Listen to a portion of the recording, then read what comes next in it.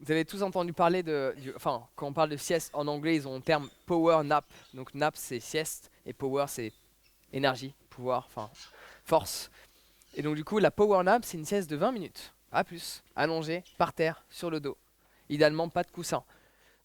Ça, c'est ce qu'on appelle un biohack. Parce que tu vas avoir tes fonctions cognitives qui vont mieux fonctionner après une power nap.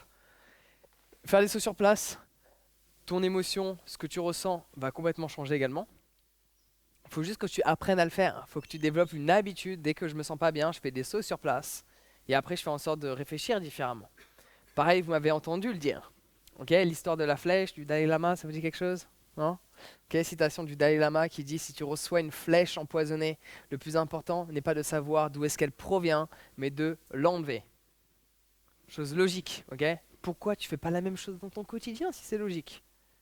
Ok, le problème pour moi, c'est pas qu'on manque d'informations. Le problème, c'est que les gens n'agissent pas par rapport à ce qu'ils pensent et par rapport aux informations qu'ils absorbent.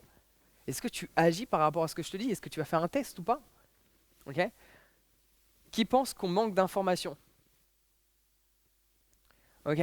Pour les quelques mains qu'on levé, c'est pas grave. Alors, on peut manquer d'informations sur certains aspects. Là, je suis d'accord, sur certains aspects bien spécifiques. Mais en termes de généralité, ce que les gens manquent le plus, c'est d'action. Parce que si on manquait. Enfin, genre, c'est pas compliqué de savoir comment faire pour avoir 8 abdos, hein. On a tous les infos, hein.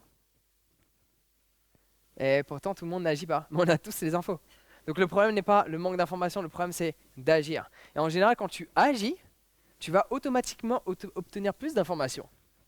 Parce que quand tu agis, tu as un feedback. Quelle est la première conférence que j'ai faite? J'étais limite en train de me pisser dessus, hein. Donc j'ai eu un feedback sur comment réagir. J'ai eu un feedback sur ce que je ressentais. J'ai eu un feedback sur comment je peux exprimer les choses. Comment je peux ressentir si j'ai plus d'idées ou quoi. Alors que là, je vous partage plein de trucs que j'ai pas notés. Tu vois? Et ça, c'est quand tu fais plusieurs choses, tu as des feedbacks. Et avec tous ces feedbacks, bah, tu obtiens davantage d'informations qui te permettent d'aller plus loin, de faire plus.